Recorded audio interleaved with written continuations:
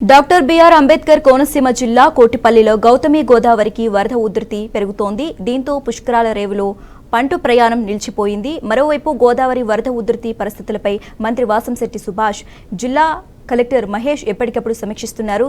లంక గ్రామ ప్రజలు అప్రమత్తంగా ఉండాలని హెచ్చరించారు.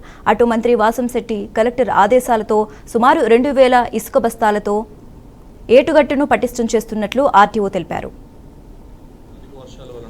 ఏఎస్ఆర్ ఛత్తీస్గఢ్లో పడుతున్న అధిక వర్షాల వలన మన గోదావరికి రెండో ప్రమాద హెచ్చరిక అనేది ఇక్కడ భద్రాచలంలో కానీ ఇక్కడ ధవళేశ్వరంలో కానీ జారీ చేయడం అనేది దాంట్లో మనకు వస్తున్న ఫ్లడ్ అనేది కూడా ఫ్లడ్ వాటర్ కూడా ఓవర్ఫ్లో అయ్యి మనకి లంక గ్రామాలు ముఖ్యంగా రామచంద్రాపురంలో 2 మండలాలకు సంబంధించి లంక గ్రామాలు ఎఫెక్ట్ అవుతున్నాయి.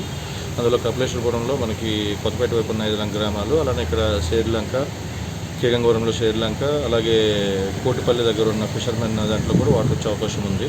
ప్రస్తుతం మనం ఇరిగేషన్ వాళ్ళ డేటాను చూసుకుంటే మనకి అక్కడ భద్రాచలం దగ్గర ఇప్పుడు ఫాలింగ్ అనేది జరిగింది, కానీ మనం 24 అవర్స్ వరకు మనకి రైజింగ్ అనేది ఉంటుంది. సో తదనుగుణంగా మనము తహసీల్దార్స్కి కానీ మిగతా లైన్ డిపార్ట్మెంట్స్ అన్ని కూడా అలర్ట్ చేయడం అనేది. నిన్న మనకి అక్కడ కేదార్లంకలో లో వోల్టేజ్ ఇష్యూ ఉంటే దాన్ని కూడా ట్రాన్స్ఫార్మర్ పెట్టి సరి చేయడం అనేది. అలాగే ఇప్పుడు లంక గ్రామాల్లో మనకి ముఖ్యంగా ఈ పశువులు ఉండిపోవడం అనేది జరిగింది. దానికి సంబంధించి మనం అన్నీ కూడా ఇప్పుడు బోట్స్ని అక్కడ వాళ్ళు నారాయణ లంక ప్రజలు అడగడంతో అక్కడ బోట్ మనం సప్లై చేశాము. అలాగే ఇక్కడ కోటకి సంబంధించి కూడా వాళ్ళు బోట్స్ అడిగితే బోట్స్ ప్రొవైడ్ చేసి అక్కడ ఉన్న ఏవైతే మన గొర్రెలు ఉన్నాయో అవన్నీ షిఫ్ట్ చేయడం జరిగింది. అలాగే మనకున్న అక్కడ ఆవులు, గేదెలు వాటికి వ్యాక్సినేషన్ కూడా మనము అక్కడ